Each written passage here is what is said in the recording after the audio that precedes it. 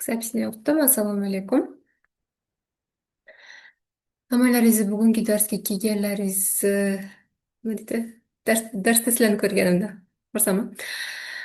Bugungi ochiq darsimiz emotsional holatimizni hayotimizga qanaqa qilib ta'sir qilishi haqida. Yoki emotsiyalarimiz qanday qilib bizani butun hayotimiz davomida bizni boshqarishi haqida. Bugungi darsimiz praktik dars deb mo'ljallaganman, lekin bundan oldin ozgina, juda qisqa muddat teoriya bilan tanishib chiqamiz. Вообще nima deb o'ylaysizlar? Emotsiyalarimiz bizani hayotimizdagi qarorlarimizga ta'siri nechi foiz bo'lishi mumkin? Agar foizda ifodalash kerak bo'lsa, yozib ko'ringlarchi. Вот siz emotsionalniy состояние, siz bu hayotda qilayotgan qarorlaringiz, oldingizga qo'yadigan maqsadlaringiz, даже erishadigan narsalaringiz, natijalaringizga qancha foiz ta'sir qiladi? Anchagina bu qancha? Вот sizningcha.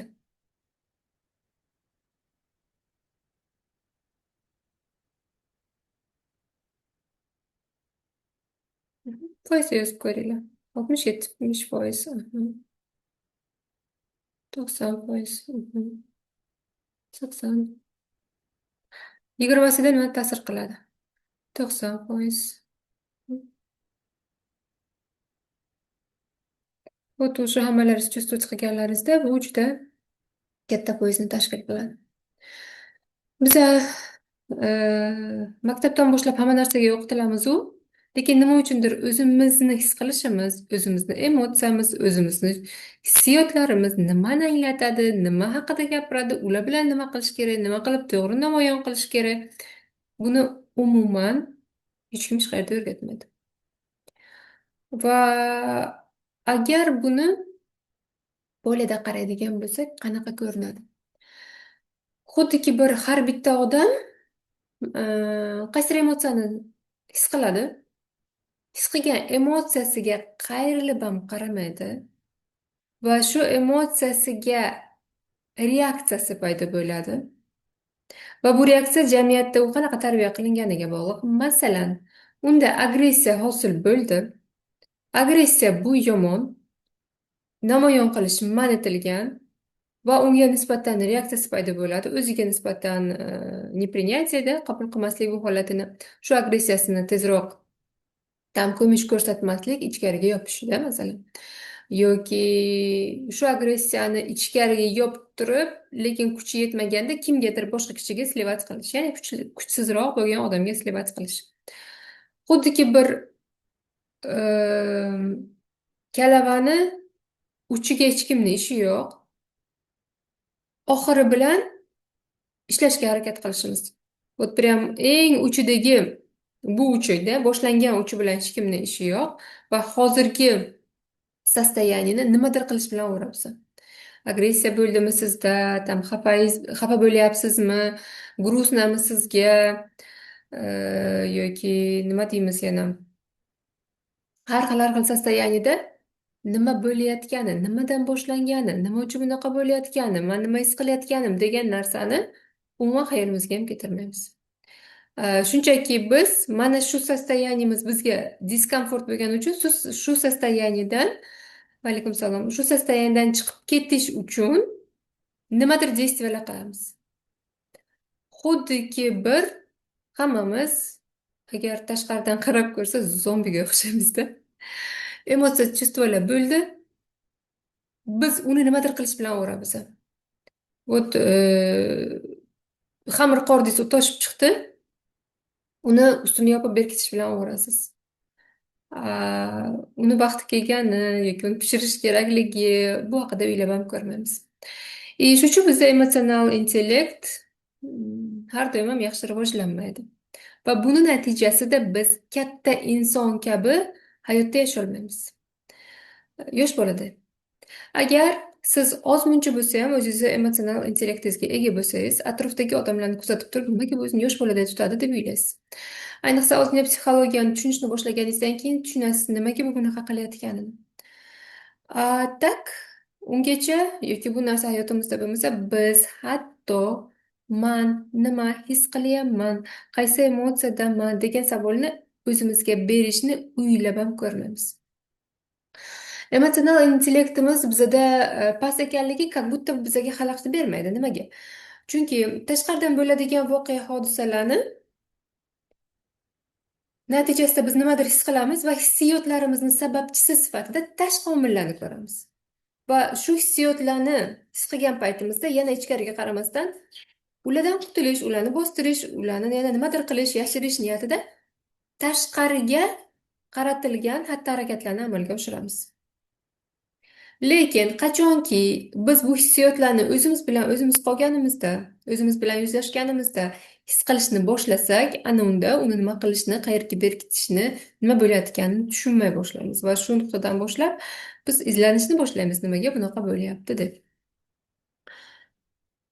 Demak, emotsional intellekt bizni katta qiladigan odam. Narsa, katta odam qiladigan narsa. Katta odamni reaksiyasi bilan yosh bolani reaksiyasi ikki xil. Lekin biz katta yoshda ham yosh bolaga o'xshab reaksiya qilishda davom etamiz. Va buni sababi aynan bizni emotsional intellektimiz yaxshi emasligi. Kelinglar, hozir katta odam bilan katta bo'lsa-da emotsional yetuk bo'lmagan insonni qarab ko'ramiz xatti-harakatlarni. Buni xatti-harakatlarda farqi juda ko'p bo'ladi. Lekin hozir biz siz bilan qismangina tanishib chiqamiz, чтобы bizga tushunarli bo'lsin. Emotsional yetuk odam nima qiladi? Bir kishi bilan biror narsani hal qilayotgan payti konflikt vaziyatda yonidagi odamni diqqat bilan eshita oladi va gapini tugatguncha eshitadi. Ko'rgansizlarmi? Juda og'ir bosiq odam ekanda, dono odam ekanda deysiz yoki katta odamga o'xshab o'zini tutadigan odamlar bor. Nimaga biza hayotimizda muammo yuzaga kelib qolsa, kattalar bilan maslahatlashamiz. Biz ham yoshimiz katta, masalan 30 ga kirishingiz mumkin, 25 ga, lekin ba'zan 40 ga, lekin kattalar bilan maslahatlashasiz. Kattalar deganda to'g'ri kelgan katta odam bilan maslahatlashmaysiz. Oilangizdagi siz ishonadigan, maslahatlari haqiqatda точно ishlaydigan insonlar bor. Вот именно sizni ajdodingiz, zuriyodingiz uchun muhim ahamiyatga ega bo'lgan, ko'pchilik hurmat qiladigan insonlar bor. Ularning farqi emotsional yetukligida. U eshita oladi, keyin xulosa qila oladi. Emotsional yetuk bo'lmagan odam, yondagi odam unga nisbatan nimadir aytyapti va bu aytgan narsasi tanqiddir, ayblovdir, nimadir. Lekin emotsional yetuk bo'lgan odam u narsani eshitadi oxirigacha, uni fikri sifatida eshitadi. Yetuk bo'lmagan inson uni fikri sifatida emas, unga berilgan baho sifatida eshitadi. Va u bu narsani qabul qila olmaydi, chida olmaydi. Va natijada sen nohaqsan deyishni boshlaydi, gapini oxirigacha eshitmaydi, u bilan urushishni boshlaydi-da, yoki o'zinikini aytishni boshlaydi, oldini yopishga harakat qiladi yoki o'zini himoya qilishga o'tadi. O'zinglar, biz konfliktlarni hal qilayotganimizda o'zimizni qanaqa tutamiz? Kim emotsional yetuk o'zini tuta olsa, plus qo'yinglar. Har doim. Kim tuta olmasa, minus qo'yinglar. Bugungi darsimiz sizlarga qanaqadir ma'lumot berish haqida emas, bugungi darsimiz sizlar o'zlaringizni yaxshiroq tushunishlaringiz haqida. Shuning uchun обратная связь juda ham muhim. Savollarimga javob yozib boraveringlar. Men unga qarab o'qib turib davom ettiraman. Tak, minus, minus, minus. Har doim emas. Qanchalik har doim emas? Hali endi birinchisini boshladik fotor. Vahimaga tushmaymiz. Ikkinchisi, emotsional yetuk odam xato qilsa nima qiladi? Oppa, men bu yerda xato qilibman-ku. Mana buni hisobga olmanmi? Men bunaqa deb o'ylardim, lekin fikrim xato ekanda, da. Xato qildim, просто спокойно tan oladi. Xato, emotsional yetuk bo'lmagan odam xato qilishdan qo'rqadi birinchi. Полный niqada ikkilanishda bitta действие qilishini o'zi qiyin. Bir balo qilib 7 kecha 7 kunduz uylab 7 o'lchab bitta kesadi-da va u xato chiqadi. Xato chiqqandan keyin ichkaridagi chuvstvalari juda katta stid, uyat, man bunaqa qilishga haqqim yo'q edi. Endi nima degan odam bo'ldim? Manaqim tatam, ammam, qo'shnim kimdir nima deb o'ylaydi, boshlig'im nima deydi, nima deb tan olaman, aybdorman, shunaqayam ahmoq bo'lamanmi deyishga o'tadi. Ikkinchisi, o'zini himoya qilishga o'tadi. Yo'q, bu mani aybim emas. Agar o'sha kuni mana u xodim menga bu haqida aytganda men bu xatoni qilmasdim. Uni aybi bu. Yoki menga buni aytishmadi, menga buni berishmadi, tam nimadir qilib kimnidir ayblashni boshlaydi va shuni hisobiga o'zini himoya qilishga o'tadi. Yoki ha, bo'ladida xato, shunga endi menga yuzimga solish kerakmi? Shu bittagina xatomni kechira olmaysan, все, уже xafalikka o'tadi. Yana qo'yamiz. Xato qilganda kim qanaqa reaksiya qiladi? 2 yozinglarda plus yoki 2 minus qo'yinglar. Keyingisi, emotsional yetuk odamni zo'r kачествоsi bor. Hammaga yoqishga urinmaydi. Buni biz anglagan paytimiz harakat qilamiz, anglamagan paytimiz harakat qilmaymizmi? Demak, bu bizda ishlamaydi.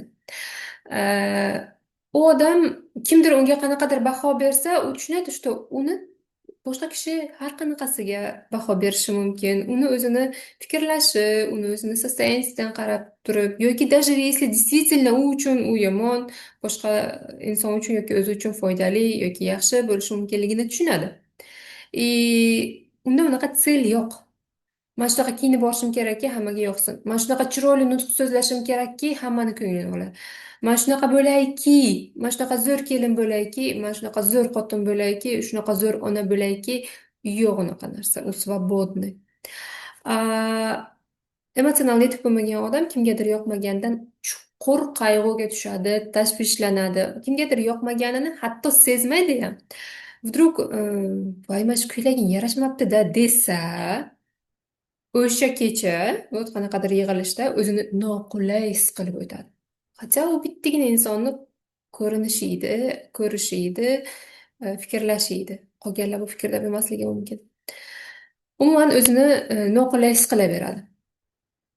Yoki tam kimdir ho'mraygan bo'lsa, все, unga yoqmadi, qilgan ishim yoqmadi deb o'zini ayblashni boshlaydi.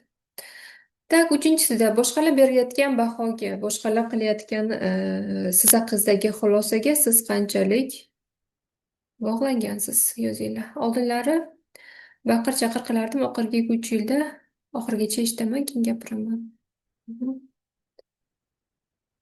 Ovozni baland qiling. Ovozni o'zlaringizdan baland qilinglar. 2 1 minus 2 plus, отлично.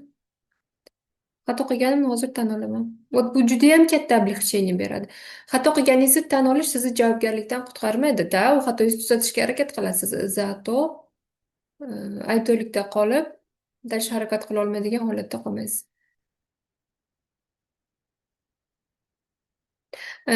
O'zimizni aybdor his qilmasligimiz, смотря nima.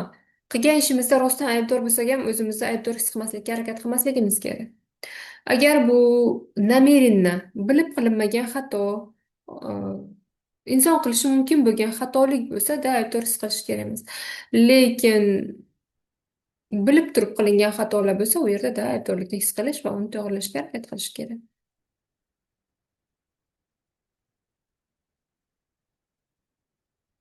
Oldin yoqishga harakat qilardim, hozir yo'q. Хорошо.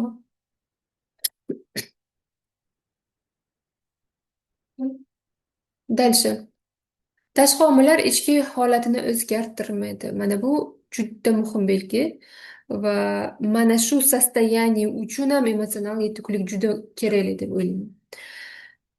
Agar emotsional yetuk odam bo'lsa, tashqarida bo'layotgan hamma vaziyat, har bir insonni xatti-harakati, har bir insonni gapi uni emotsionalniy kacheliga tushirmaydi. Agar bugun quyosh charaqlagan bo'lsa, agar bugun kimdir unga chiroyli gap aytsa, agar bugun unga tam omadi kelib, tam ko'proq pul ishlasa, yaxshi savdo qilsa, yo nimadir bo'lsa, u xursand, baxtli. Va agar bugun ertalabdan uxlab qolgan bo'lsa, ko'chada unga nohaq baqirishgan bo'lsa, savdosi o'xshamasa, u butunlay g'amga tushib ketmaydi. U ikkita holatda ham ichkarida unga deyarli bir xil bo'ladi. Ichkarida напряжение his qilmaydi. Ya'ni uni baxtliligi va baxtsizligi tashqi omillarga bog'liq bo'lmaydi. U aniq tushunadi, bu hayotda bo'layotgan har bir narsa mani qarorlarim, mani xatti-harakatlarim natijasi va men ularga ta'sir qila olaman deb tushunadi. Hayoti uchun javobgarlikni oladi. Va shu joyda ba'zi bir hayotdagi narsalar borki, biz ta'sir o'tkaza olmaymiz. Bo'ldi. Da, sizni qarorlaringizga bog'liq bo'lmagan narsa, lekin sizga zarar yetkazadigan narsa. Bu holatda u buni da bu mani hayotimda sodir bo'ldi deb turib uni qabul qilib turib, baribir hamki bu holatdan chiqib keta oladi. Ya'ni e, u yoqdan bu yoqqa skachka bo'lmaydi emotsiyalar. Baxtdan baxtsizlikka, kerakli bo'lishdan keraksiz bo'lishga, tam yashash xohishi ko'payib depressiyaga tushishga ikki tomonga harakatlanavermaydi. U yaxshi holatda bo'ladi. Emotsional yetuk bo'lmagan inson butunlay uni kayfiyati tashqaridagi insonlar, tashqarida bo'ladigan narsalarga qaratilgan bo'ladi. Yaxshi so'z eshitsa, bugun u baxtli, yomon so'z eshitsa, bugun u baxtsiz. Shu joyi tushunarli. Qanchalik siz o'zingizni yaxshi holatingizni yo yomon holatingizni tashqari bilan bog'laysiz. Bo'ladimi shunaqa, что tashqarida yaxshi holat emas, lekin siz ichkarida sokinlikdasiz yoki xotirjamlikdasiz yoki teskarisi. Tashqarida tam zo'r narsalar bo'lyapti, но siz emotsional barqarorsiz. Unaqa fanatichni baxtni his qilib, butun dunyoga jar solib sakrayotganingiz yo'q. Yosh bolalarga o'xshab baqir-chaqir qilib, qanaqadir reaksiya qilishimiz ham qarab ko'rish kerak qanchalik to'g'ri. Ya'ni bu baxtni his qilib maza qilish degani emas. Aynan o'shanaqa o'zimizni ko'rsatishga harakat qilganimiz yoki o'shanaqa bo'lganimiz haqiqatda chinmi yoki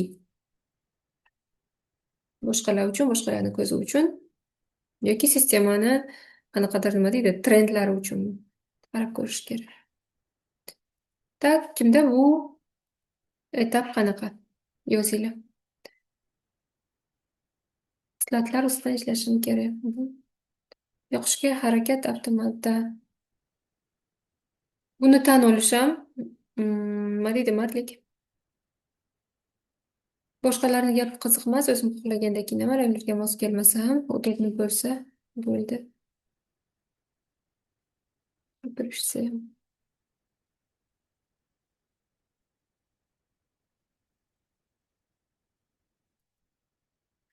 Yana bitta tomoni bor, emotsional yetuk bo'lmagan inson mana shu emotsiyalar ta'sirida yashayotganini o'zi his qilmaydi.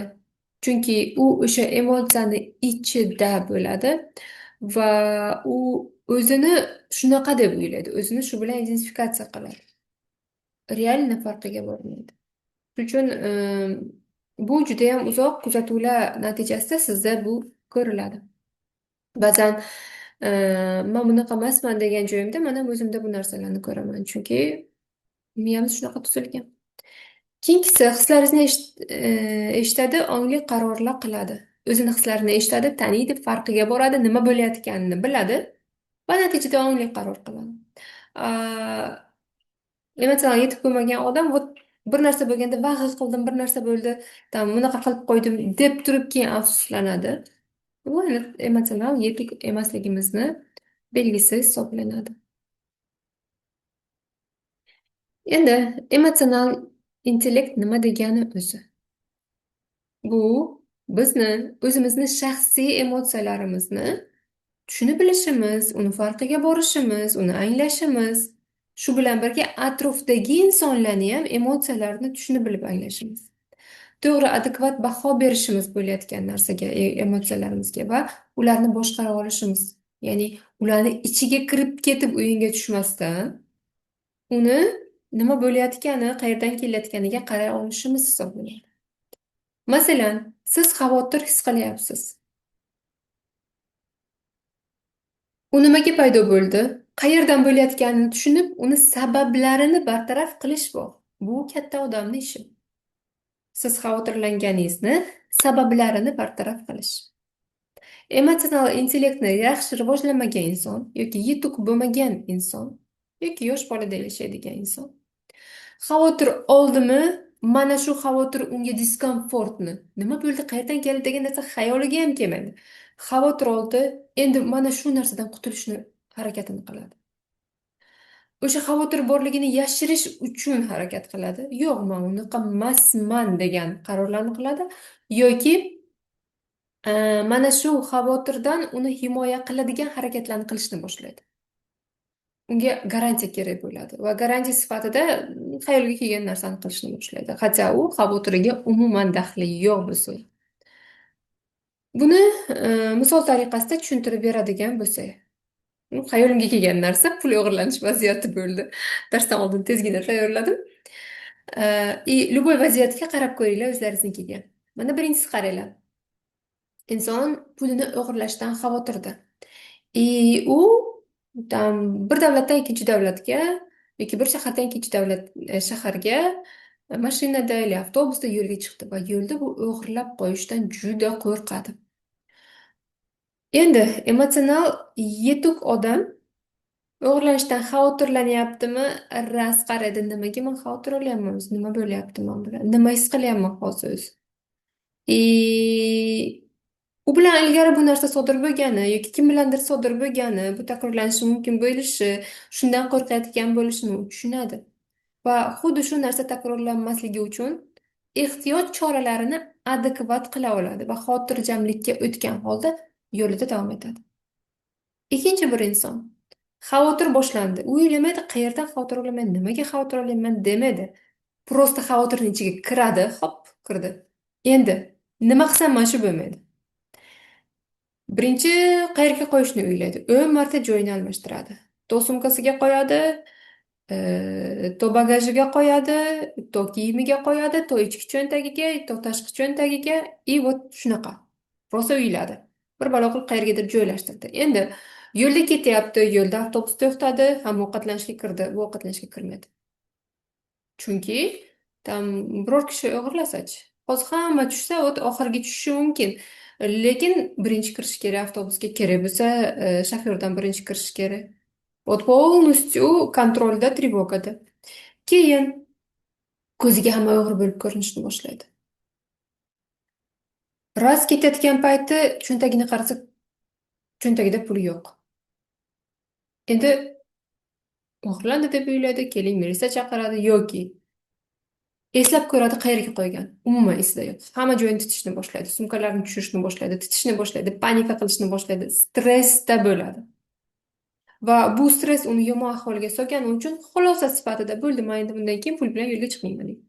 Yoki ko'p pul menga kerak emas ekan. Menga kerakmi shuncha xavotir olish, menga shuncha yomon bo'lish kerakmi deydi-da.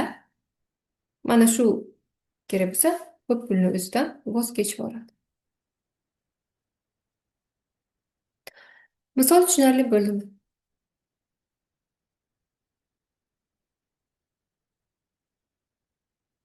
Tak, kim o'zini hayotidagi vaziyat esiga keldi?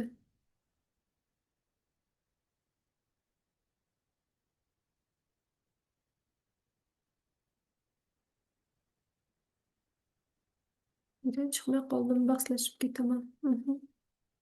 Menda bo'ldi, отлично. Istasangiz vaziyatingizni yozib boring. Bolangizdan xavotirlanasiz. Masalan, siz bolangizdan xavotir olyapsiz, yo'ldan o'tishdan qo'rqasiz. Va siz nima qilasiz? Bolani prosta o'sha yerga yubormaysiz. Bu birinchi ishob. Ikkinchisi, bolani yuborib panika qilasiz. 15 marta telefon qilasiz, u yo'ldan o'tayotgan payti ham telefon qilasiz. Uchinchi, yana kimnidir ovora qilasiz. Prosta mana shu suyetaga kirib olasiz. Shu qo'rquvingizdan qutulish uchun hamma narsa qilishga tayyorsiz. Ikkinchi variant. Tak. U prosta nimaga bunaqa bo'layotganini tushunadi. Hozir kim bilandir, o'zi bilan, qo'shnisi bilan, kimnidir bo'lgan voqea ta'sirida ongi uni juda ham qo'rqib, buni bartaraf qilishni xohlayotganini tushunadi. Va qaysi xatolik buni yuzaga keltirganini tushunadi va bu xatoliklarni oldini oladi va спокойно отпускать qiladi. Xolos. К примеру. Ha, shunday 5 oylik bola. Вот, hali 5 oylik bola. Отлично. Да. Biz qachonki hali hech narsa bo'lmasdan o'limdan qo'rqayotgan bo'lsak, uni tagida boshqa narsalar turgan bo'ladi. Bolaga va sizga bog'liq bo'lmagan o'tmishda sodir bo'lgan narsalar bilan переплетениyalar bo'lishi mumkin. Anglash keldi, pulga bog'liq hissiyotimni anglaganimda, hissiyotni emas, pulni yo'q qilarkan, da, вот именно. Vaziyat bo'ldimi, sababchisi deb pulni ko'rdingiz, o'zingizni eski naqalaringiz emas, situatsiyangiz emas va pulga qarshi bo'lib olasiz.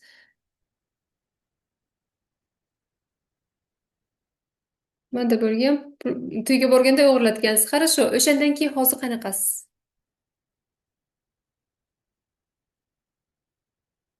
Xuddi mana qimda aytganda yo'qotib qutuladi yoki keyin tinchlanadi-da, shunaqa.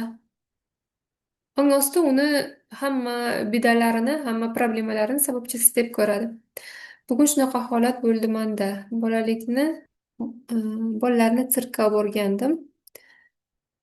Cho'ntagimdagi telefonni o'g'irlab ketganday tuyulaverdi. Oldin bo'lgan shunaqa holat. Cho'ntagimni qo'limni oldimda keyin mazza qilib zirk ko'rdim.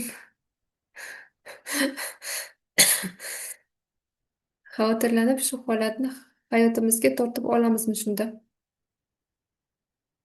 Da, shunaqa. Xavotirlanib shu holatni tortib olishimizni sababi bizda shu narsa bo'lgan, nito opit bo'lgan va miya o'sha nito bo'lgan opitni tugatish, to'g'rilash, boshqatdan o'ynab, o'sha rolda bu safar boshqacha qilishga harakat qiladi. Va shu uchun bu vaziyatni yana takrorlaydi, lekin vaziyatni takrorlayotgan payti birdaniga o'zini o'sha emotsiyalariga tushadi. Oldingi darsda ko'rdik, emotsional holatimizda bizda limbiskiy mozg ishlab ketadi, ya'ni ongli qismi emas. Va yana eski qilgan xatoligini, eski qilgan xatti-harakatini yana takrorlashni oqibatida bu yana avvalgi holatga tushadi. Ya'ni o'sha yerdan chiqib keta olmaydi. Kruг замкнуться qiladi. Вот bitta narsani aylantiraverasiz, aylantiraverasiz, aylantiraverasiz. Bu yerda bo'ladigan narsa siz o'shanda emotsiyaga tushishingiz, emotsiyani tushunmasligingiz, hislaringizga qaramasligingiz, siz uni emotsiya hislaringizni tushunganingizda edi, bu qayerdan kelayotganiga qaraganda edi, bu vaziyatdan bemalol chiqib keta olardingiz. Menda oldin dazmol yoqib qoldimikin degan xavotir kechalar qilardi. Manda gaz suv ochiq qoldimi degan xavotir kuchli. Aha. Yana o'zimga hop og'irlashsa yangi olasan tamom deb o'zimga o'zim kuldim. Da. Ba'zan bo'ladi, o'sha yo'qotib qo'yishdan juda ham qo'rqasiz. Keling o'sha telefonni olaylik. Sizni vaziyatingizda telefonni yo'qotib qo'yishdan qo'rqdingiz. Chunki birinchi olgan telefoningizni ota-onangiz qiynalib olgan, kreditga olgandir, nimadir bo'lgandir. Siz yo'qotganingizdan keyin uni qayta olish katta tashvish bo'lgan. Oradan yillar o'tdi va sizga bu telefonni olish hozir qiyin emas. Bitta oiligizga ikkita telefon berar balki. Hozir ham telefonni yo'qotishdan xuddi o'sha paytdagidek qo'rqasiz. Hatto hozir olishingiz mumkin, ничего страшного hozir. Lekin miya o'sha eskisini takrorlagani uchun shunaqa kacheli bo'lasizlar. Tezroq tugash xohishga chidab bo'lmaydigan yashab o'tmaslikdan tortsak kerak-da. Qutulib olgimiz kelgandan, to'g'ri. Qayerda ekanligini qanday aniqlasa bo'ladi? Вот, yaxshi savol. Endi emotsional intellekt insonda hozir xohlasa, bugun paydo qilib, zo'r qilib oladigan narsa emas. Bu xuddi katta bo'lish qanaqa shakllansa, sizda xuddi shunaqa shakllanadi. Bunga vaqt kerak. Birinchi keling, tam bir necha oy vaqt kerak. Siz buni shakllantirganingizdan keyin, siz buni formulasini tushunganingizdan keyin, dalcha hayotingizda buni davom ettirasiz. Va bu uchun emotsiya nima, his nima va u bilan nima qilish kerak? Mana bu narsalarni o'rganishimiz kerak. Erkak kishi pul bersa, adrenalin ko'tarilib ketadi. Menda o'zimni atrofga sevgim ko'payib ketadi, lekin pul berishmasa hech nima bilan janjallash. Men pulni nima bilan adashtiryapman? Uzr. Kuzatganingiz zo'r. Va именно bundan qiynalayotgan narsangiz, chunki pul tenglik nima? O'sha paytda sostoyaniyangizga qarasangiz, manga pul berishganda men nima his qilaman? Kerakli his qilaman. Yoki mani отвергать qilishlaridan qo'rquvlarim ketib qoladi yoki sevimli his qilaman. Bitta o'sha narsa bizni kontrol qiladi va shu strahimizni pulga proyeksiya qilib boramiz. Bundan keyin faqat pul bilan bog'liq mana shu kachelilar bo'laveradi. Короче, mana bu rasmchi borku, psixolog o'tiribdi, yonida kliyenti o'tiribdi, miyasida chalkashib ketgan iplarni sekin gluboko tugib beryapti.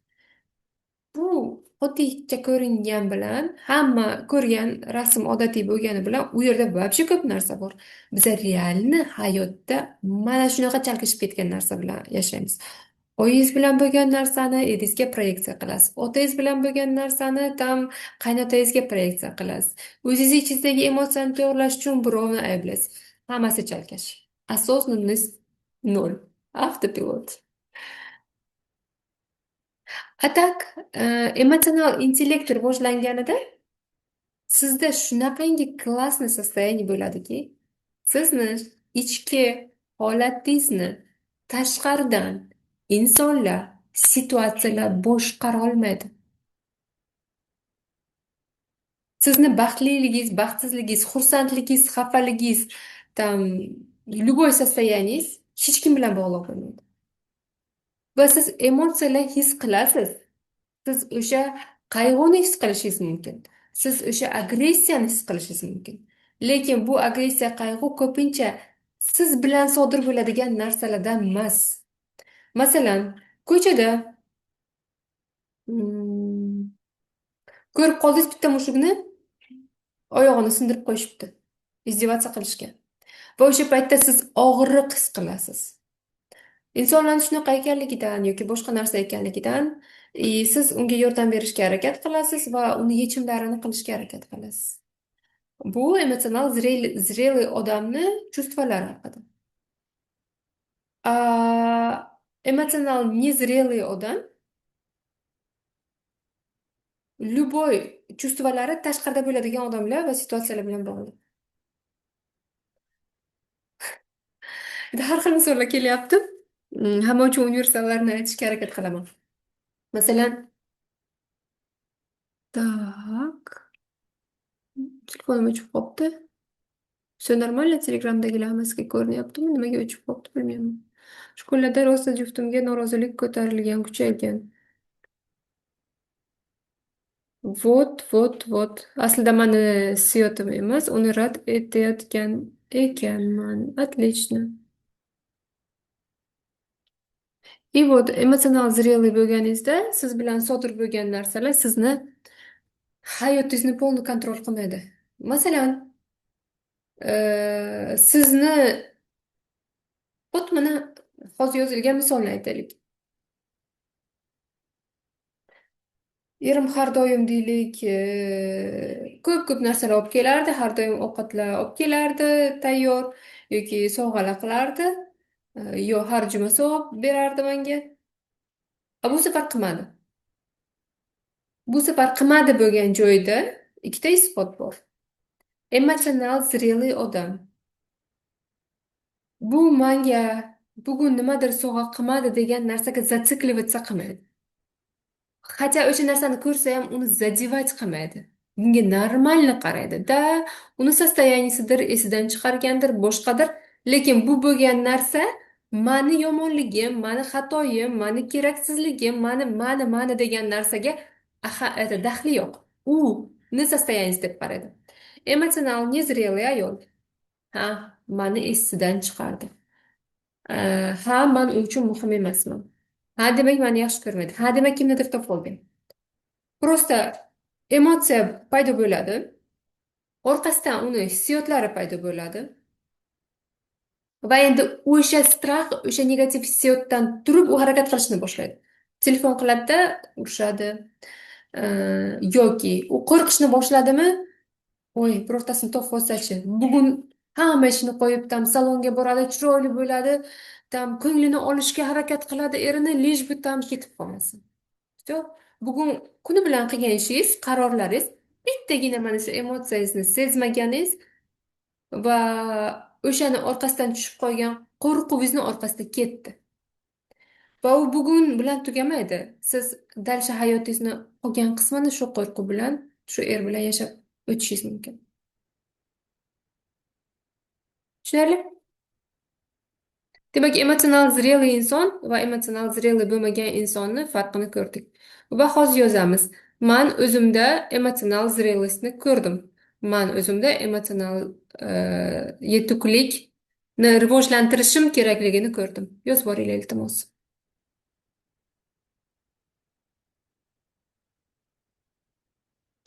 Man erim onasi bilan, do'stlari bilan ko'rishib, ular bilan gaplashishganda o'zimni keraksiz his qilaman. Ziyoda отлично o'shani ko'ra olganingizning o'zidir.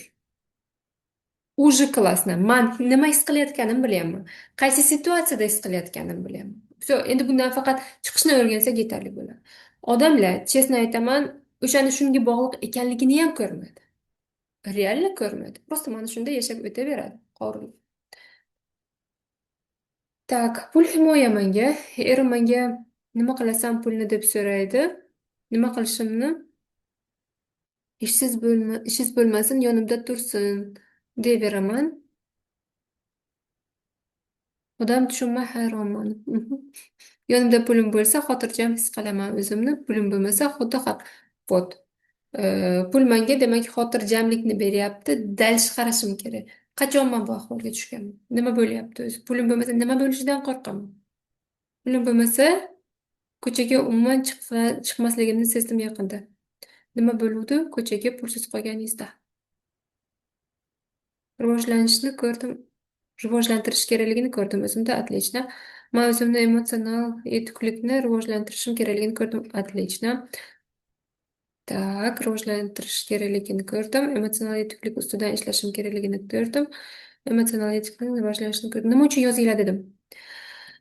Hozir aytganimdek, biz o'zimizdagi narsani sezmaymiz. Va emotsional yetuk inson deganda sizlarga boshida tushuntirib berdim.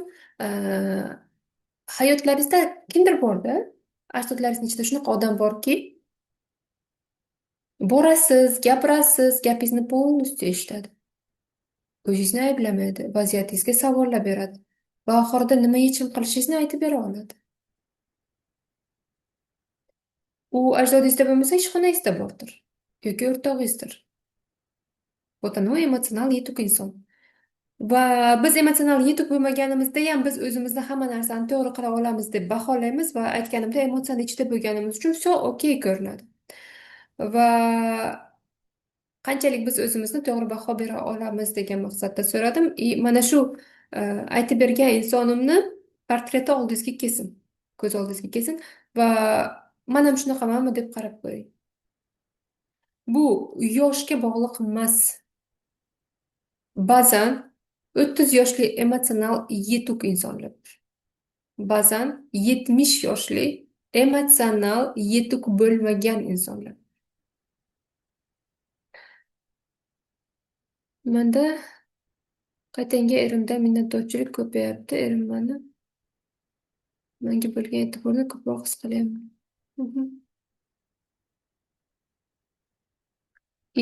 Boshqa insonlarni bizga bo'lgan munosabati bizni yaxshi emasligimizni, yana aytaman, baxtli ekanligimizni, baxtsiz ekanligimizni belgilab bermasligi kerak. Bu degani ular hayotimizda muhim deb emas degani emas. Bu degani ular ikkinchi darajali degani emas. U insonlarni ham emotsiyasini, u insonlarni ham hissiyotini xuddi o'zingizniki kabi to'g'ri baholay oladigan состояние.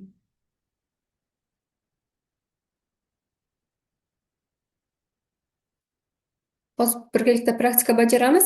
Именно 15 dekabrda boshlanayotgan kursimiz ana shu haqida. Kursda men nima his qilyapman?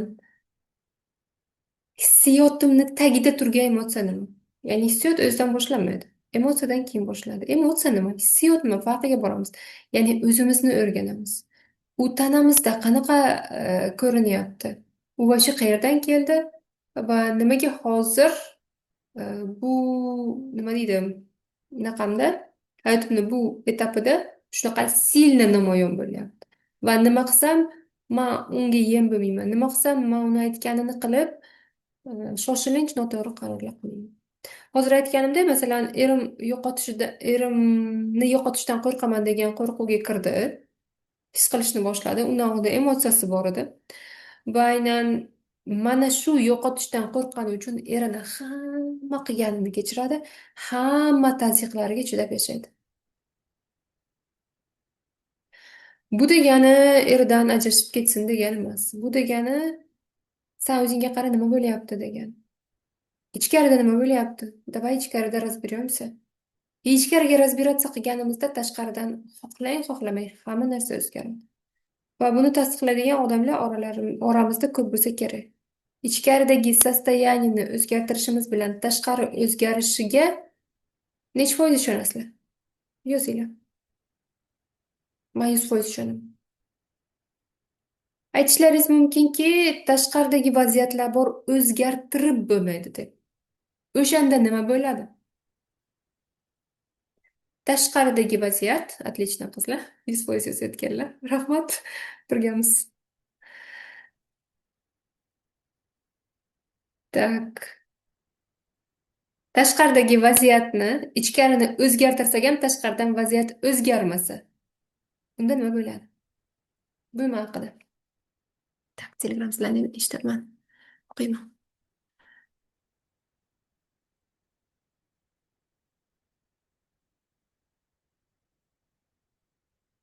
Emotsional rivojlanish kerakligini his qilganlar bu yoqda ham bor.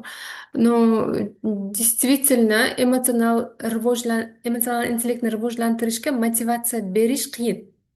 Odamlarga yoqmaydi, o'zim normal yashayman deb o'ylaydi. Boshqalarni ayblash oson, har doim yashab yurganidaqa yashayverish oson. Lekin stradat qilish va qilmaslik faqat sizni qo'lingizda. Даже если именно hozir bergan savolimni javobi azoblanish bu bir. Siz bilan sodir bo'ladigan vaziyatlarni o'zgartira olish sizni qo'lingizda juda ko'p qismi. O'zgartira olmagan paytingizda ham azobda yashash va azobsiz yashash tanlov sizda bo'ladi.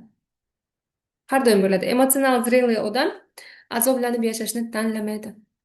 Uni o'sha bo'lgan vaziyatga nisbatan qarashi, nazari, qabul qilishi o'zgacha bo'lgan hisobiga u azobni ichida yashamaydi. Ну, bu klassni yashash. Qanaqa qilib tushuntirishni bilmayman. Но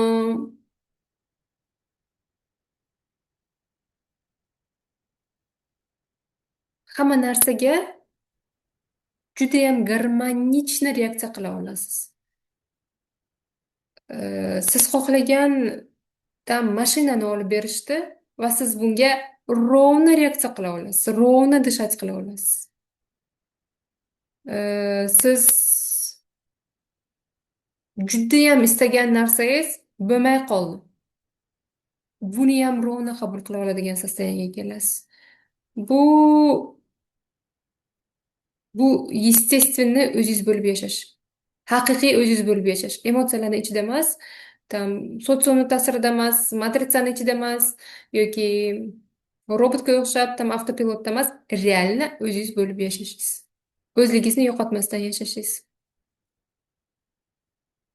Это классное состояние. Прям har bir insonga mana bu narsani ravo ko'rgan bo'lardi.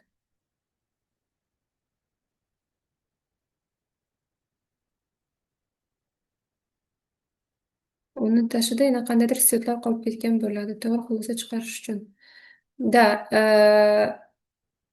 agar biz o'zgartira olmasak degan savolimga yozibsizlar javobda. U paytda o'zi o'zgarmasa ham farqi bo'lmay qoladi kodim. Da. U paytda sizga ichkarida yaxshi bo'lganda, tashqarida kimnidir o'zgarishi, qaysidir vaziyatni o'zgarishi bu ikkinchi darajaga o'tadi. Va siz u narsaga qarashingiz o'zgaradi. O'zgarish kerak, ammo menda qiyin kechyapti. Zona komfort kuchli menda. Da. O'sha zona komfort ba'zan qiynalishimiz bo'lib qoladida o'lsin. Shu azoblanishingiz, qo'rquvda yashashingiz, kunda urushda yashashingiz sizni zona komfortingizga aylangan. Как-то вот kulgili eshitilsa ham hammamiz shunaqa yashaymiz. Boshda hamma shunaqa yashaydi. Man juda oz uchratganman, где-то 25 yoshdan, 30 yoshdan bu narsalarni anglab to'g'irlab olgan odamlarda bor. Lekin e, 1%dir, 5%dir. Chunki chunkilarni o'zlaringiz bilasizlar. Chunki aytmasam ham bo'ladi.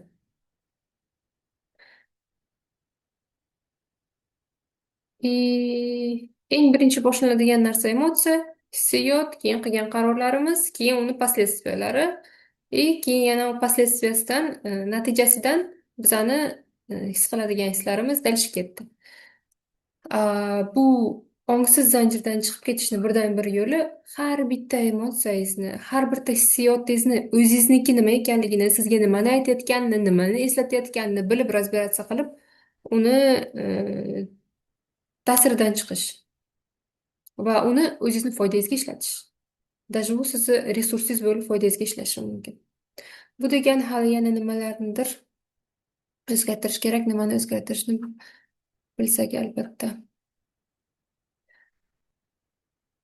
Har doim ham qaranglar, yana bitta joyi bor, nozik joyi. Har doim ham siz bilan bo'layotgan voqealarda siz o'zingizni o'zgartirishingiz kerak degan narsa ishlamaydi. Ya'ni siz normalniy bo'lganingizda ham boshqa odam nenormalniy bo'lishi mumkin va u yerdan ketish kerak bo'lgan joylar bor. Uni ham farqiga borish kerak. Bu shunaqangi tonki narsaki, o'zini ayblaydigan odam bilmay qoladiki, boshqa kishini o'zini noto'g'ri tutishini hisobiga ham o'zini ayblab, o'zini prarabotka qilish bilan avra bo'lib yurgan. Bu uchun ham emotsional intellekt kerak.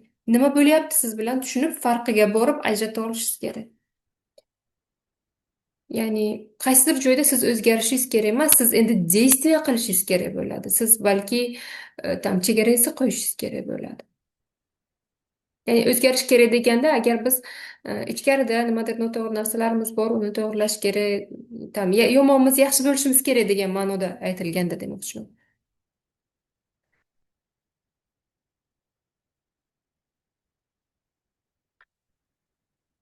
Emotsiya bilan hissiyot farqi yaxshi savol.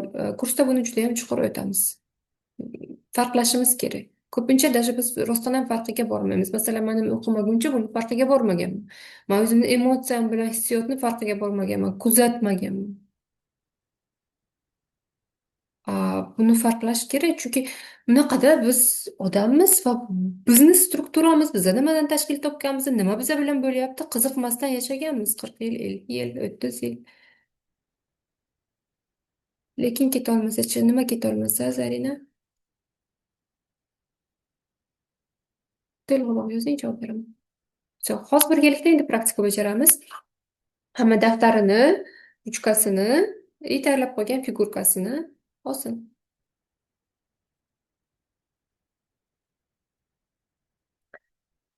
Oy, 1 soat bo'lib qolibdi-ku.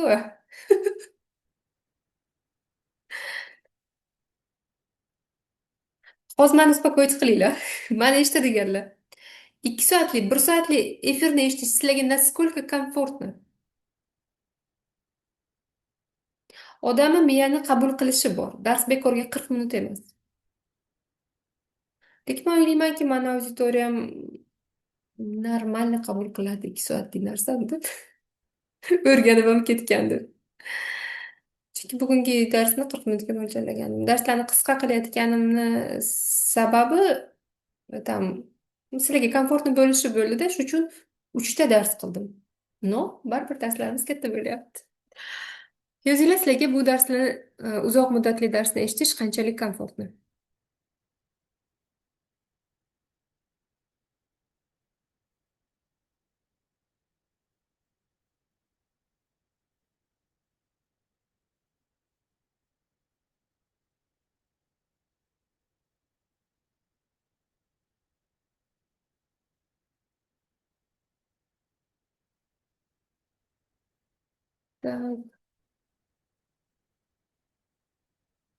Мгм.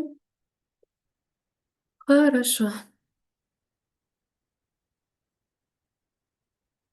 Sizni kechroq tanib, lekin mazza qilyapman. Sizning darslaringizni ham yomon katta anglab yubordim. Jinni больницаga ketayotgandim. Uyga qaytdim. Hazillashib yozyapsiz deb tushundim manimcha.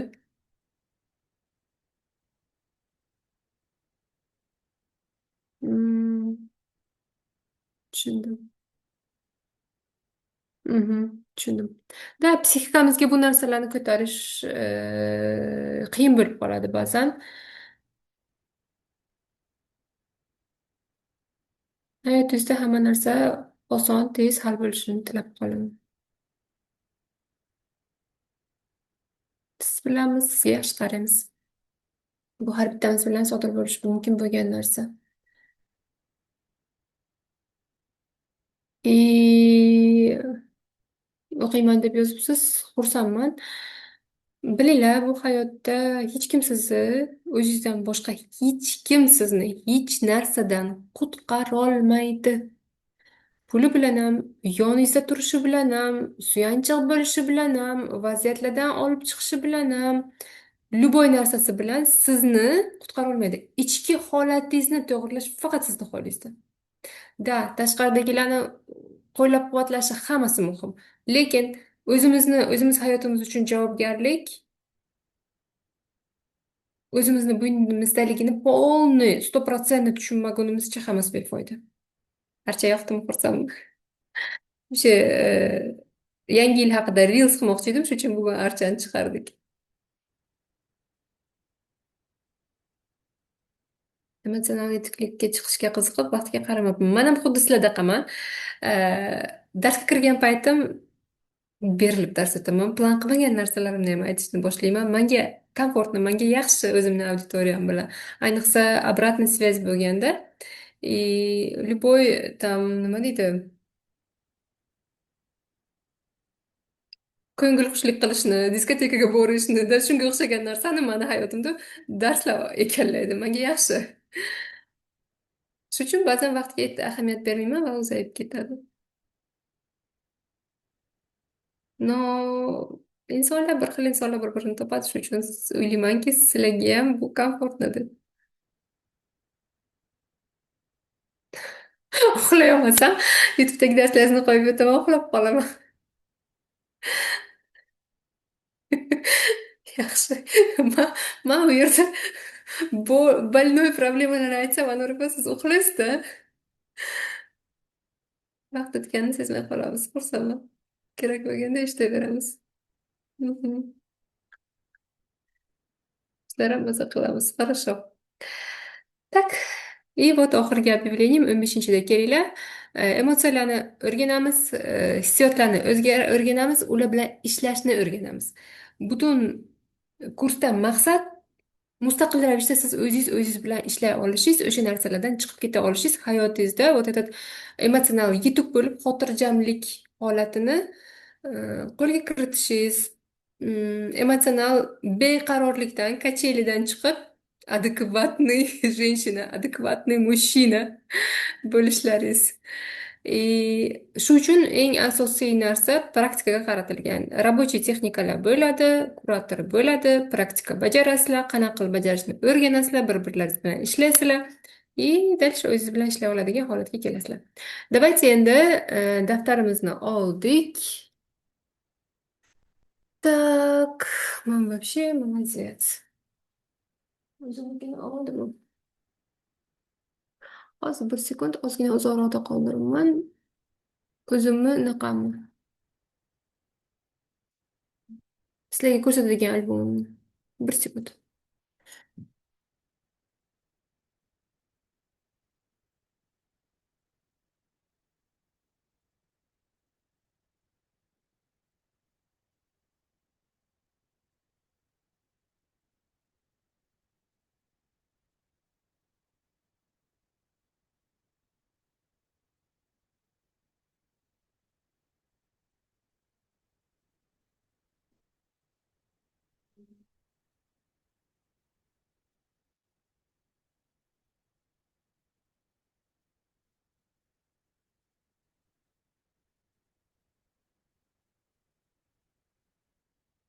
Tak, olamizda daftarimizga shkala chizamiz. Shkala bilan oldingi darslarda ham ishlagansizlar. Bugungi praktika ozgina boshqacharoq. Ochiq darsda qaysidir shkala bilan ishlashni o'rgatganman manimchada.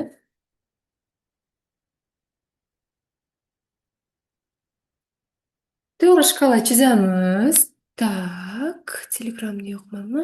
Все. Ekran olib bermayapti. Вот просто mana bunaqa shkala chizinglar. Mana Telegramdagilar. И yoshingizni yozasizlar. Boshida 0, oxirida, к примеру, 45. Ну, давайте счетный, nima bo'lsin? Juft bo'lsin, bo'lishga oson. 46 yozdim. 0, 46. Sizda 0, 30, 0, 25, 0, 50.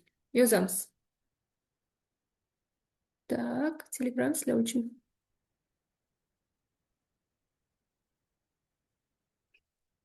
Shkolat. Shkolat пока. Shkolatni endi boshqasidan so'raymiz.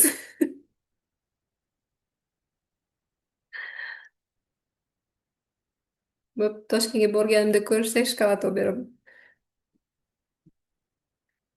Так, 23 o'rtada. 0, 46, 23. Yana bo'lakladik. Bu yerda demak bo'ladi 1 yarim. Ну, в принципе, 12 deb yozaylik. Bu yoqda bo'lsin 34.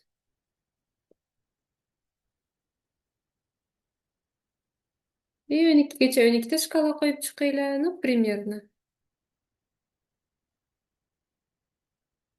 Примерно qaysi ekanligini bilib olsalaringiz bo'ldi. Вот 0, 12, 1, 2, 3 yozib chiqishlaringiz shart emas. Masalan, 5 ni yozishingiz mumkin, tam 8 ni. Примерно. Bo'lakchalarga bo'lib oldingiz. Hamma bo'lib chiqdim. Plyus qo'yinglar.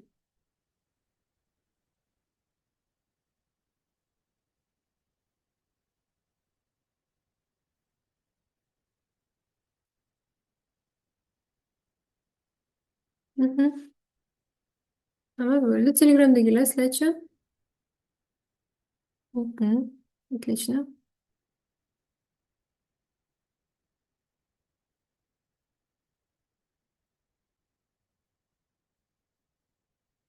Endi hozir hammamiz spokойно. Hayotingizdagi qaysidir bir muammoli vaziyatni eslang. Mana rasm.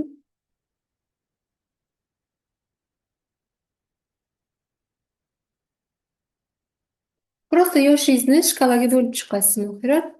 Masalan, 46 yosh bo'lsangiz 46, 30 bo'lsangiz 30gacha просто shkala chizish kerak.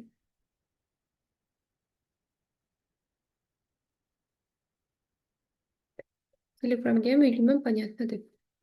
Endi hayotingizdagi hozir sizni xafa qilayotgan yoki tashvishga solayotgan, qo'rqitayotgan, sizga diskomfort yuzaga keltirayotgan vaziyatingizni esga oling. Iloji bo'lsa, juda ham og'ir bo'lmagan vaziyatni esga olib ko'ring. Judayam silni bo'lni bo'lmaydigan vaziyatni. Chunki hozir gruppada ishlayapmiz, individualni ishlayotgan bo'lsak yoki kursda ishlayotgan bo'lsak, o'sha vaziyatdan o'zingiz chiqib keta olmaganingizda, man yoningizda bo'laman, kurator yonida bo'ladi. Har bir kishi bilan individual kontakt bor. Bu yerda sizlar ko'pchilik bo'lganlaringiz uchun har bir kishiga javob bera olmayman, chiqolmasalaringiz javob bera olmayman bo'lgani uchun prosta o'zingiz uchun komfortliroq bo'lgan, judayam og'riqli bo'lmagan vaziyatingizni eslang. Hozir hayotingizda bo'layotgan va yozing. Masalan, kimdadir bu vaziyat bo'lishi mumkin, kreslodan chiqolmayotgan.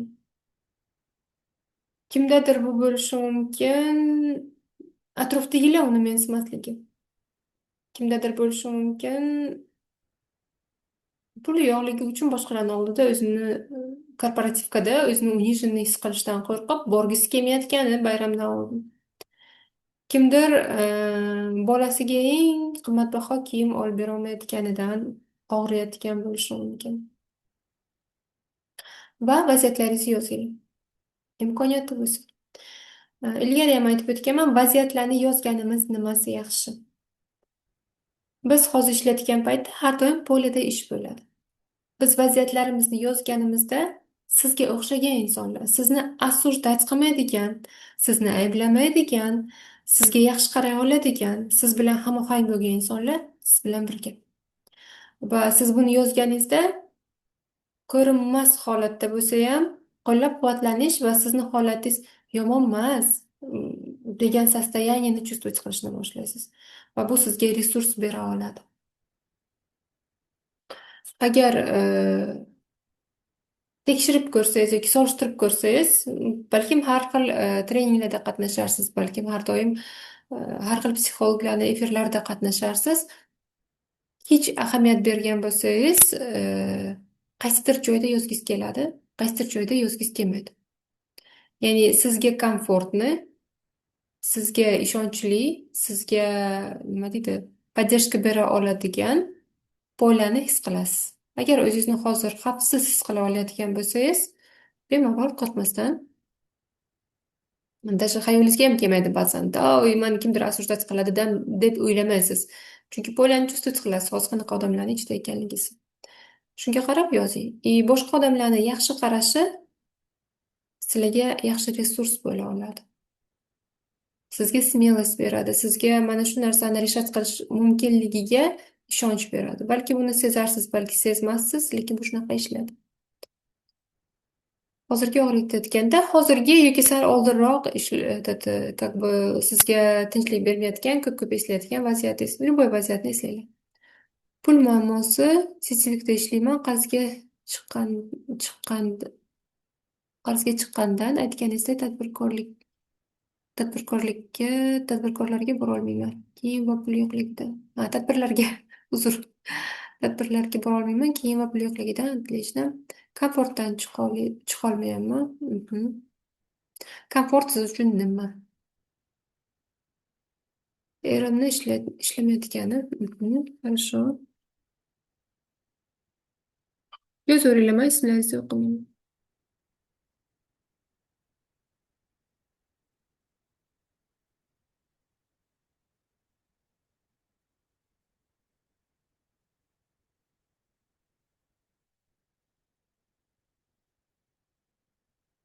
Qilib yashash.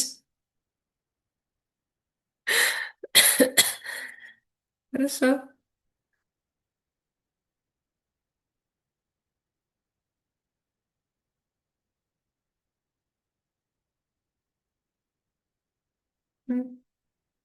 Хорошо.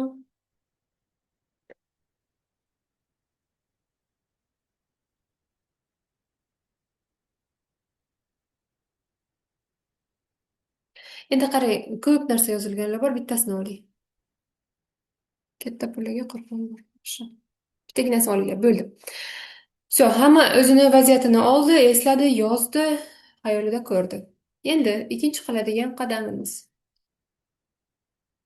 Mana shu shkalani biror bir burchagiga o'zingiz deb atagan predmetni qo'yasiz.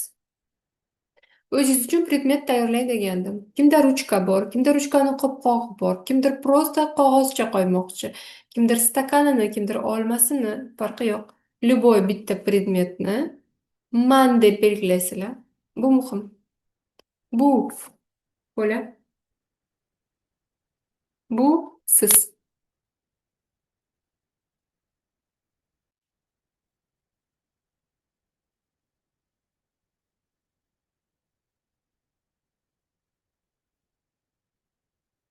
Qog'ozga yozayotgan bo'lsangiz ham bo'ladi, yaxshi.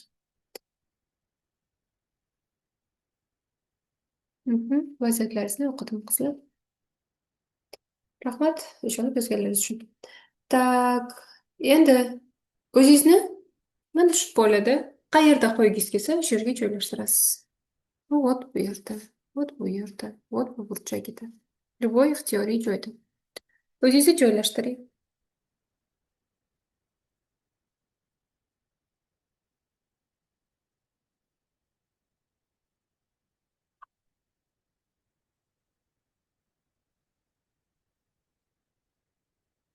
Kamerani to'g'rilamayapmi? Hozircha shunaqa endi ko'rib turasizlar. Xo'p, qizlar. Bunaqani рассчитывать qilmagan ekanman masofani. Так, sizlarga mana chizgan qog'ozingizda o'zingizni belgilab qayergadir qo'ying. Va endi vaziyatingiz haqida o'ylang.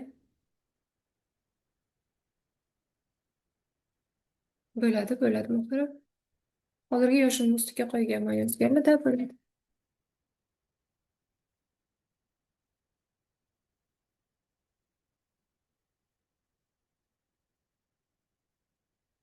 Va endi o'zingiz sostoyaningizni his qiling. Men hozir nima his qilyapman? Qaysi emotsiyalarim bor, qaysi hissiyotlarim bor? Masalan, men g'azablanyapman yoki men qo'rqyapman. Va g'azablanish qo'rquvdan tashqari emotsiyadan keyingi qadam hissiyotlar bor. Masalan, imkonsizlik, yerga urilganlik, xo'rligingiz kelishi, keraksizlik, o'zimga nisbatan nafrat, atrofga nafrat, Xudo meni eshitmayotgandaqa, yana nimadir, gunohkor-da. И hislaringizni his qiling va yozing. Men hozir qanaqaman? Savolga javob bering. Alam qilyapti chorasizlik. Отлично.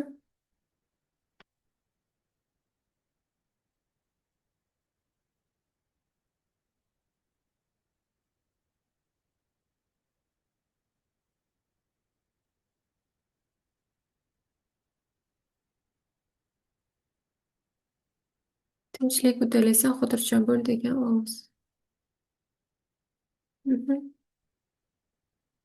Doim ijobat bo'lmaganiga imkonsizlikdan jahlim chiqyapti. Отлично. Ko'proq o'zimdan jahlim chiqyapti. Yaxshi. Keraksizlik, sevilmaslik, ahamiyatsizlik. Ikkinchi qiladigan ishimiz mana shu hissiyotlarni man tanamni qayerida his qilyapman? Endi butun e'tiborni tanaga qaratamiz. Tanamda hozir nima bo'lyapti? Xafa bo'lyapman, imkonsizlik, отлично, alam qilyapti, cheklovlar, ojizlik, bir joyda bog'liq bo'lib turib qolish. Отлично.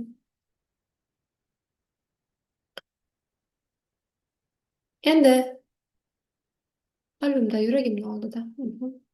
Tanamda nima bo'lyapti?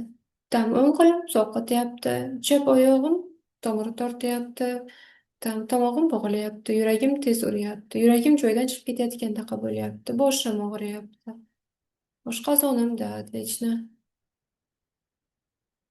yig'layapman, отлично, sizga yaxshi qaraymiz.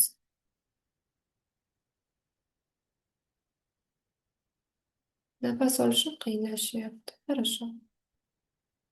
Endi mana shu figurkani olib eng birinchi nolga qo'yamiz. Va endi sostoyaningiz qanaqaligiga qara. Nolga qo'yishim bilan nima o'zgardi? Qanaqaman? Yengil, отлично. Shu sostoяние bormi yo'qmi qarab ko'ring. Yengillik, молодцы.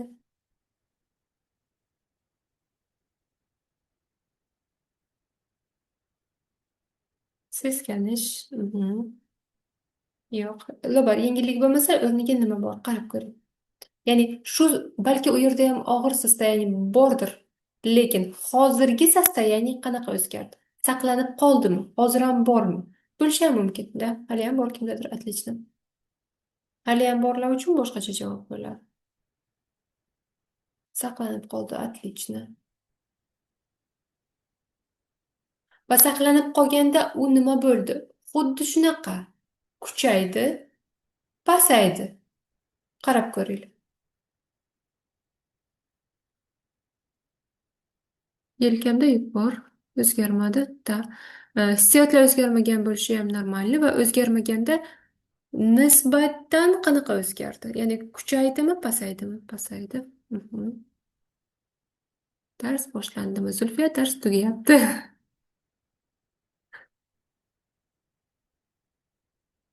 Pasaydi. Отлично.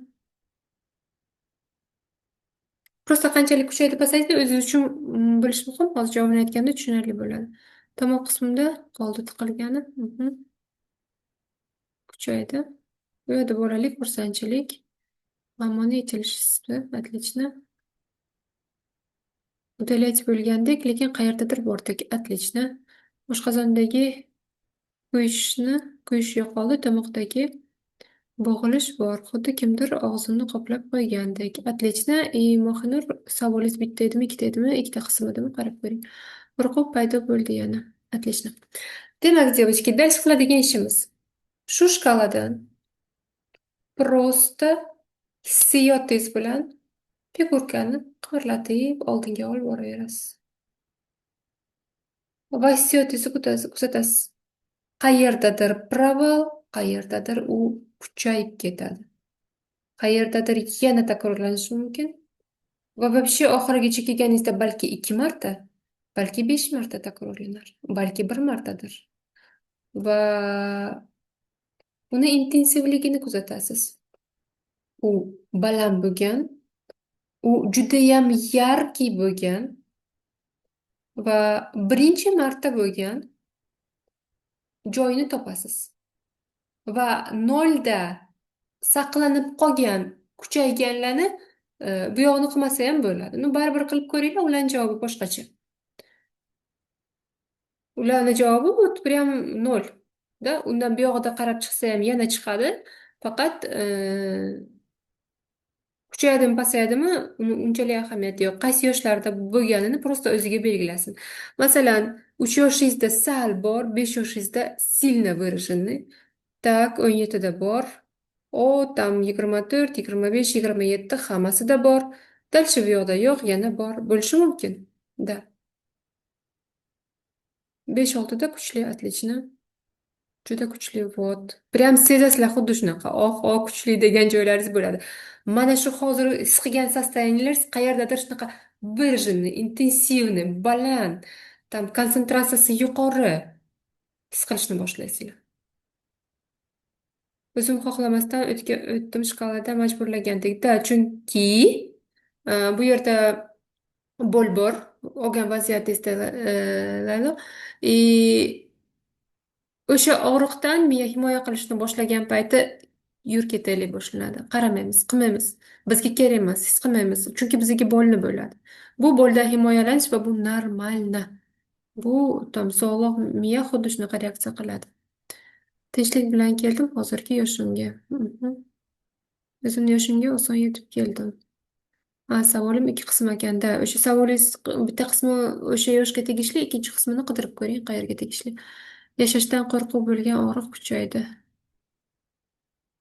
Man ko'zim uchdi, qo'rqqanimdan 19da to'xtadim. Отлично. Yig'i keldi. Молодцы, девочки. Telegram uylimanki sizlar ham his qila olyapsizlar deb hamma yozmayotgan bo'lsam, lekin yozayotganlarni ko'ryapman. Так, 6, 12, 16, 20, 23 yerga tegish shunda. Keraksiz mana shunga erga berishdi dedi. Отлично. И 6da qarab ko'ring bu keraksizlikni qanaqaligini. 8da bor. Все, девочки, молодцы. Yaxshi his qildingizlar. 10 yoshimda oshqozondagi kuyish baland darajada. Отлично. Dadam o'tganlar ko'z oldimga keldi. Da, to'g'ri Mohinur. 8da to'xtadim. Endi qaranglar. Qaysi yoshda to'xtagan bo'lsak, o'sha javobini ko'ramiz. Bu diagnostika edi. Bizni hayotimizdagi voqealar o'zidan o'zi bo'lmayotgani, birinchi marta bo'lmayotgani, emotsiyalarimiz bizni boshqarayotganini tasdig'i sifatidagi bu diagnostika edi.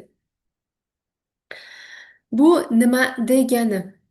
Mani hozirda his qilayotgan narsam birinchi marta men bilan sodir bo'lmayapti. Hatto birinchi marta qarz bo'lishimdir. Birinchi marta mani tam erim ajrashaman deb qo'rqitayotganidir. Birinchi marta Yana nima? Ishxonadan haydalishi mumkin ekanligidir. Vaziyat birinchi marta. Состояние, emotsiyangiz va hissiyotlaringiz birinchi marta emas. U butunlay boshqa vaziyatda ilgarida bo'lgan. Va tanadagi состояние, emotsional состояние, hissiyot состояниесі qaysidir yoshingizda juda ham kuchli ekanligini ko'rdingiz. Bu nima degani? Mana shu yoshimda men bilan sodir bo'lgan vaziyatda psixikam buni qanaqadir qilib yechgan va men haliyam o'shanaqa qilib yechyapman. Hatto bu yechim emas. O'sha paytda men shu emotsiyam bilan, hissiyotim bilan spravlyatsiya qila olmaganman. Va har safar vaziyatlarda shu emotsiyam paydo bo'lsa, meni reaksiyam yana avvalgiday. Va men yana o'sha lavishkaga tushaman. Kim nolda bo'lsa, bular qaraydigan narsa. Bu mendan boshlanmagan, bu ajdodlarimizga tegishli bo'lgan qaysidir bir vaziyat. Men bu yerda kim bilandir переплетениеdaman, kim bilandir taqdirim tutashgan, kimnidir hissiyotida yashayapman, kimnidir ssenariysida yashayapman. Va bu kimdir? Mani ajdodim va men uni davomiman, bu normal. Kimdir 18 yoshida bo'lsa, qarab ko'ringlar nima bo'lgan. Kimdir 8, kimdir 10 yosh.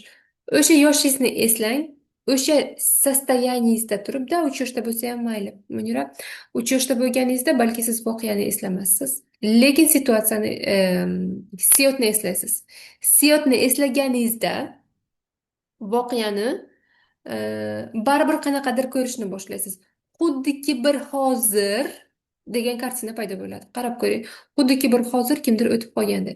Xuddiki bir hozir men o'zim bir o'zim tashlab ketilganday. Xuddiki bir hozir men o'lib qolayotganday. Men xuddiki bir qanaqaman o'sha yoshda. Balki situatsiya sizda bo'lmasa ham, подсознание sizga buni kartinka, buni primerno yaqin bo'lgan narsalar bilan tushuntiradi. Ya'ni siz boladan hozir energiyani his qilyapsiz. Xohlang, xohlamang. Tanangiz bilan, emotsiyangiz bilan считывать qildingiz. Endi uni ongli ravishda aytib bera olishingiz uchun eski kartinkangiz bo'lsa, xotirangizda uni birlashtirib, ha, shu voqea deysiz. Eski kartinkangiz o'chgan bo'lsa, o'chgan bo'lgani bu demak, действительно og'ir vaziyat bo'lgani va uni eslamaslikka miya harakat qilgani bo'ladi. Lekin baribir hamki u yerdagi состояниеңizni primerno tushunishni boshlaysiz. Va hamma eng kuchli выражаться qilgan vaqtida hayotida nima bo'lganini eslasin. Nolda ko'rganlar kim menda yashagan deb eslasin. Kimga o'xshayman? Kim xuddi mendaqa состояниеda yashagan? Bobom, buvim, onam, otam. Yaqindan qaranglar. Uzoqqa ketish shart emas. Qolganlar 8 yoshimda nima bo'lgan? 3 yoshimda nima bo'lgan? Prosta o'zingizga savol bering. Eslolmayman, baribir bilmayman degan narsani qo'yinglar. Bu yerda sizlar polidan informatsiya считывать qilyapsizlar. Bu yerda bizga nima deydi, detektivga o'xshab topib istoriyani aniqlab tasdiqlash haqida emas. Bu yerda energiyalarni o'qiy olish, состояниeni o'qish haqida.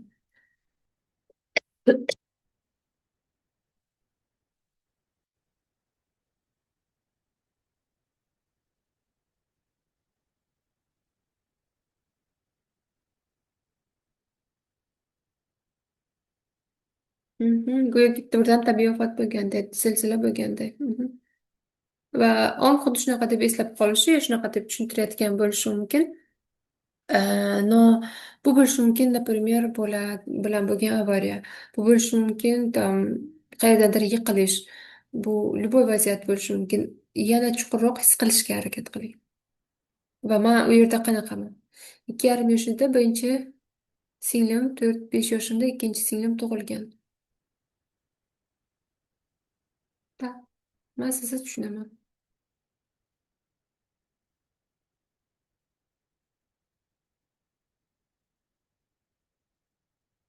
Bolaga keyingi farzandlar tug'ilishi baribir shunaqa ta'sir qiladi. Mani farzandlarimni orasidagi farq 6 yil. Ya'ni bolam ancha katta bo'lgan. No, bunaqa reaksiyasi baribir bor bo'lgan. Qo'lim kuyganda dazmolni bosib olgan. Yosh bo'lganman, adashmasam. Отлично.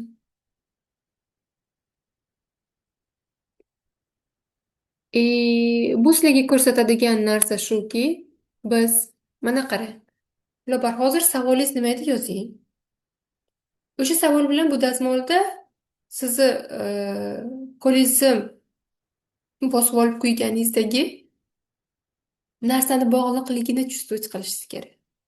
Mana shu yerda ikkalasini bog'lab turgan emotsiya bitta. Masalan, o'shanda men baqirib yig'laganman va baqirma deyishgan. Ovozingni o'chir deyishgan yoki qiz bola baqirmaydi deyishgan. Va o'shandan beri men toqat qilaman va hozir toqat qilishimni oqibatida hozirgi mana shu yetishni xohlagan vaziyatimdaman. Masalan, aytyapman. Yoki shunaqa bo'lgan paytda hech kim meni emotsionalniy поддержка qilmagan. Hech kim meni tinchlantirishga harakat qilishganda, вот. Baqirib yig'lagingiz kelgan. Og'riyotgan odam baqirib yig'lasa yengillashadi. Uni ovozini o'chirganingizda u qiyin. Lekin biz onalar nima uchundir yig'lama deymiz. Savolim onam bilan konfliktda o'shandan boshlangan ekanda, отлично, вообще zo'r. Taxminiy raqamlarga qo'ygandim 10, 18, 24 yoshimda. Вот katta yoshlarni olmanglar, pastini olinglar. Da, 24 yoshingizda ham bo'lgan, 10 yoshingiz, 18da ham bo'lgan. U даже kuchliroq travma bo'lgan bo'lishi mumkin, lekin boshlanishi shu. Boshlangan narsani siz qayta o'ynayotgan paytingizda, qayta проигрывать qilib to'g'rilayman degan paytingizda kattaroq ошибкаga tushib qolgan bo'lishingiz mumkin. O'sha yoshda Quyushib og'riq ko'rinadi qalblarda. O'lim aziz abortida. Burnim ochildi haqiqatdan. Yig'lashga ham kuchim yetmagan ekan. Вообще zo'r. Da. O'shandan beri men emotsiyalarimni выражать qilmayman. Хотя buni bitta yechimi действительно o'zingizga bu narsani qo'yib bera olishingiz. Vaziyatlar har xil, ichidagi hissiyot bir xilda. Mhm. Так. Bugungi praktikamiz ma'nosi tushunarli bo'ldimi? Ya'ni biz bilan sodir bo'layotganlarni, vaziyatlarni hammasi birinchi marta sodir bo'ladi. Lekin bizda paydo bo'layotgan emotsiyaga reaksiyamiz birinchi marta emas. Va biz u emotsiyaga reaksiyamiz formulachada turibdi. O'sha formulaga tushamizda, shu emotsiya paydo bo'lsa, har doim bir xil reaksiya qilaveramiz. Endi biz qiladigan ishimiz emotsiyani tushunishimiz, uni reaksiyasi nima uchun bunaqa bo'lganini bilishimiz va uni o'zgartirishimiz, dalsha hayotda erkinlikka chiqa olishimiz. Men bilan nima bo'layotganda o'zim qaror qilaman nima qilishni. Ya'ni o'sha eski formula bo'yicha avtopilotda nimadir qilmayman. O'sha o'sha yosh bolaga tushib qolib, yana o'shanaqa reaksiya qilmayman.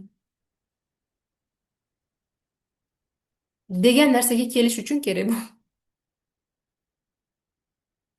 Hamma o'zini vaziyatini yoshligidagi, mana shu topganlaringizdagi vaziyat bilan bog'liqligini ko'ra oldim. Ya'ni emotsiya va unga reaksiyangiz, hissiyotlaringiz bir xilmi? Plyus minus qo'yamiz. Juda zo'r.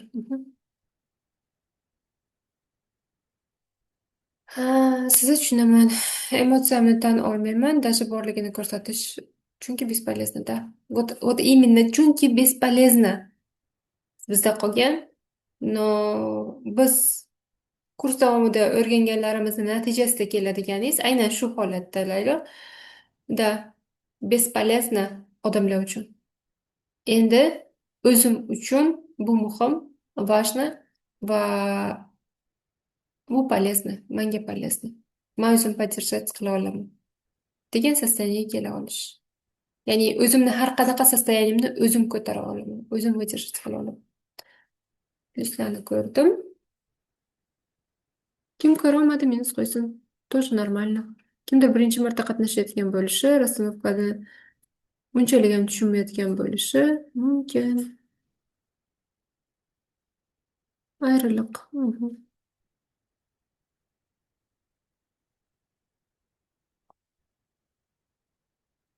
6-maktab, 12 sinf bo'lish, akam armiyaga. Mhm. Har bittasi bir xil ta'sir qilganini ko'ribsiz, отлично.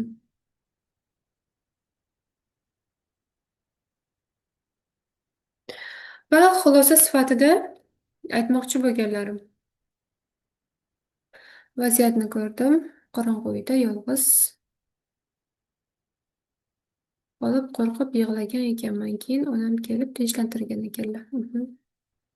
Da, keyin oyingiz kelib tinchlantirgan, lekin ungacha bo'lgan состояние ta'sir qilib qolgan bo'lishi mumkin. 9 yoshimda emotsiyalarni esladim. Endi nima qilay? 9 yoshingizda eslagan emotsiyalaringizni hozir takrorlayotganligingizni ko'ring va aynan xuddi shunaqa reaksiyangizni sabablarini ko'rib, endi uni hozir efirda tushuntirib bera olmayman. Agar там проработка qilishni bilsangiz qila olasiz. Проработка qilishni bilmasangiz, kursda полностью подробно buni o'rgataman. O'sha paytdagi emotsiyangizni yashab o'tolmaganingizni oqibatida qanaqadir reaksiya qilgansiz va o'sha reaksiyani hozir takrorlayapsiz. Biz qiladigan ishimiz o'shani qaytadan прожить qilish. Ojizlik shundoq mos. Ikkalasida ham ojizlik отлично. So. Va oxirida yakun sifatida ayta oladigan narsa. Biz emotsional yetuk bo'lishimiz hayotimizni sifatini bilmadim necha karra, lekin 100%ga oshiradi. Hozir turgan состояниеңizdan bemalol nechadir karra oshiradi. Ya'ni вот mana shu emotsiyalar ta'sirida yashashimizni va emotsiyalarimizni eshitib turib ulardan foydalanib yashashimizni qo'lida ko'rishga harakat qilinglar. Men shuni tushuntirib berishga harakat qildim, lekin uni tushuntirib berib bo'lmaydi. Kechagi postda manimcha yozganman, что da xuddiki bir sizga вот yo'lga chiqdingiz, sizga yordamchi sifatida там mashinangizda faralar berildi deylik, там navigator qo'yilganda, signal qo'yilgan.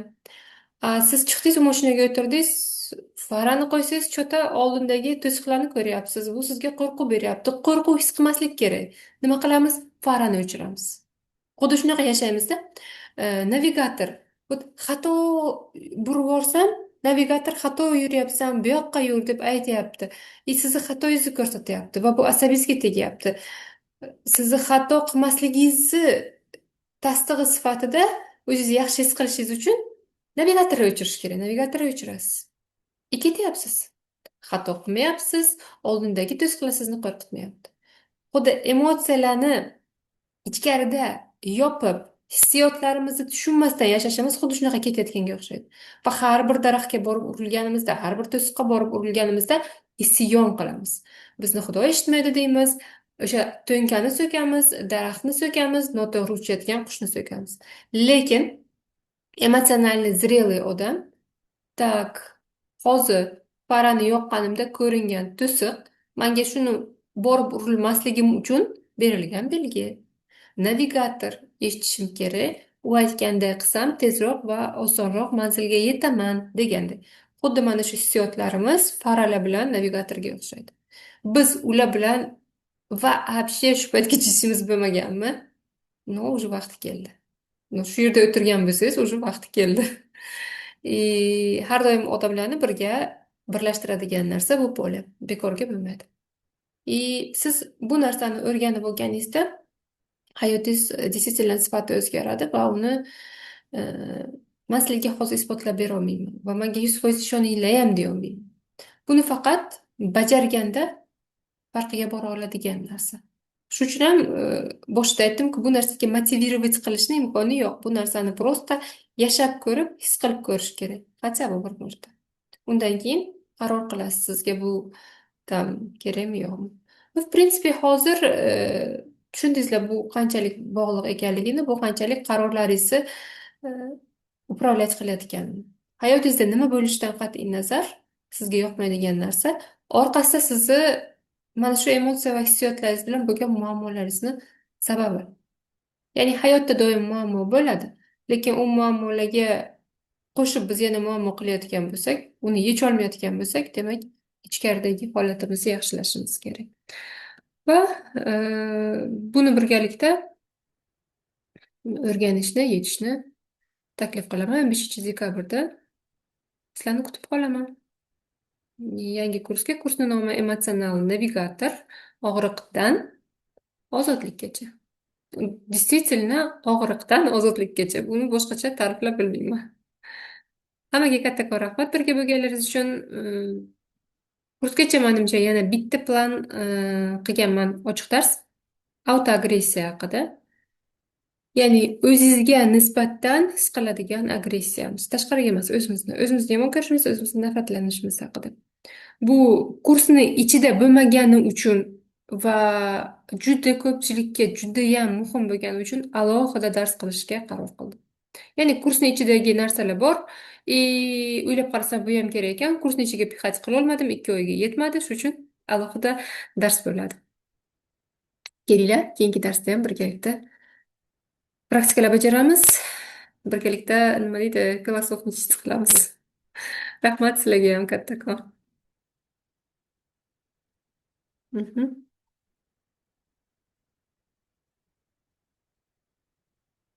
Navigatorsiz bora olamizmi oxirida? Yo'q. Ko'rmagan navigatoringizni ko'rib, navigator bilan oson va tez bora oladigan bo'lasiz. Navigator sizni hislaringiz bo'ladi.